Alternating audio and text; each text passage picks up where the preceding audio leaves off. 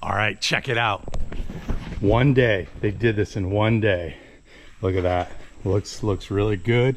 It's all glued down, nice. So what they told me is they actually took this piece off and re-glued it down. So the other thing they told me was, I don't know if you can kind of tell here if it's coming up on camera, this part right here, the very edge that came unglued, that was shrunk a little bit.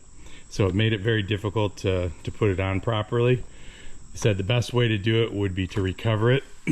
I opted to just go for the glue down. We'll see how that holds up. And then maybe in the future, do another video of taking the dash out again and recovering the whole thing. Just wanted to see what you could do for a cheaper fix. This was $225, I believe it was, to do this. So check out a local upholstery store near you, and maybe you can get the same type of deal. I will put a link below for the people I used here in the Flint area. They did a great job. They got tons of really sweet cars in there they're working on. So hey, you never know, if you're in the area or not too far away, they might be able to help you out as well. So what I'm going to do now is I'm going to go ahead and put this camera in the back of the car and just do a little music, and you guys can watch me put this back together. All right, let's get to it. Okay, got it all positioned here. Let's start getting things plugged back in. Cue the music.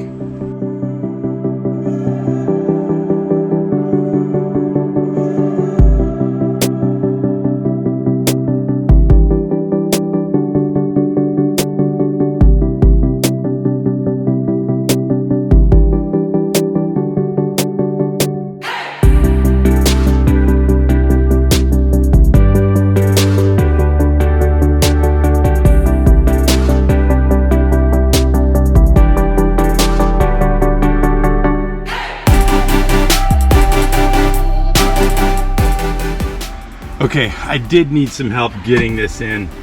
The 3 tabs, there's one in the middle here, one on the right side, one on the left side, or vice versa. That wasn't that difficult. The issue was every time I put in one side, the other side would come out. But the real problem was down here, right underneath the radio tray is a guide pin, and I had to try to get that lined up perfectly so this would drop into it. So that's what was holding me up. Other than that, I'm pretty much in.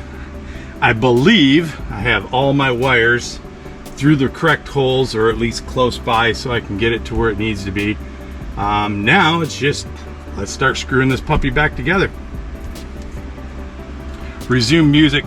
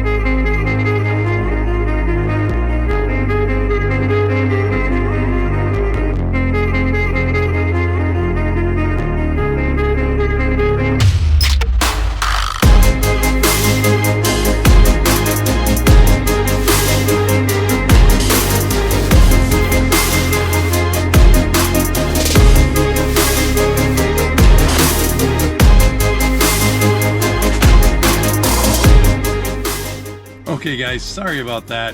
The camera got too hot and shut off, so missed a lot of the rest of this getting put back in. But when I'm to the stereo now, I did plug the battery back in so I can move the gear shift lever to get this in a little bit easier. Let's go ahead and get this put back together. Hopefully I remember how all the plugs go in. Should be pretty self-explanatory. Get this all buttoned up. All right, back to music.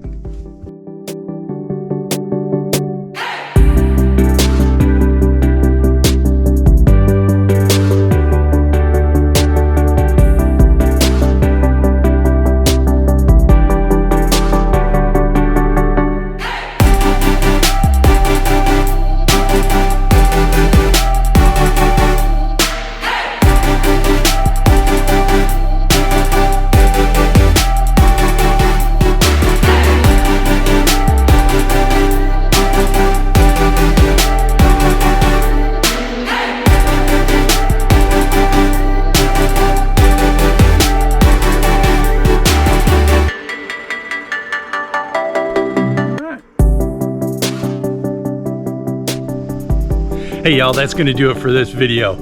Wrapped up the Macan dash removal, fix at the upholstery shop. Looks like $1 million bucks. Kind of hard to see here with the glare. But with that, I want to go over a few things that I found, let's just say some lessons learned, if you will. So first of all, steering wheel, make sure it's down and all the way back. Seats, make sure they're all the way back and down just so they're out of your way. Just a few things to keep in mind. If you can, get the gear shift knob back so you can get the stereo out easier. You can see I did it without doing that. It was very tight, makes it a heck of a lot easier if you got that movement there. So a few things that you do not have to do. So you do not have to take the steering wheel off. You saw with that down and out all the way back, we are good to go. The defroster vent. You do not have to take the defroster vent out either. You will have to unhook the wire underneath it, and I think you can get to it without popping it up, but hopefully that saves you a little bit.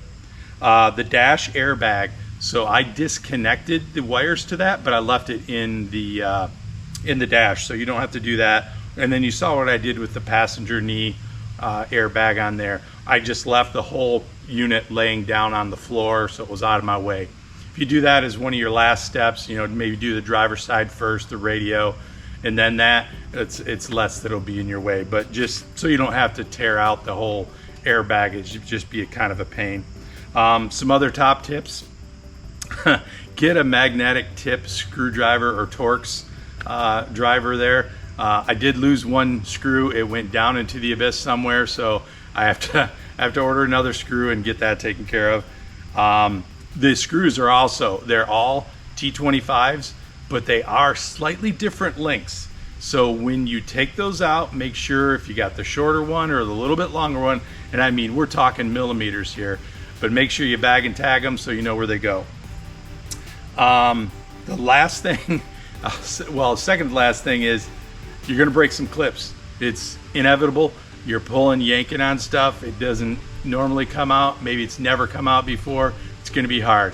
Get yourself some Permatex super glue. I'll put a link in the description below. It's a lifesaver. It helped me out a few times on a couple of these.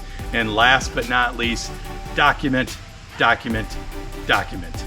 Make sure you're taking pictures. Make sure you're bagging and tagging. Make sure you're looking at where things go and where they need to go back together, and the order in which you're taking it out and put it in. That'll be a lifesaver for you. Hey, if you like this kind of content, give us a thumbs up. A like and a subscribe would be great. We'll catch you guys on the next one. I think we're going to be back on Project Boxster, hopefully finishing up the paint job on that. So we'll see you guys in the next one.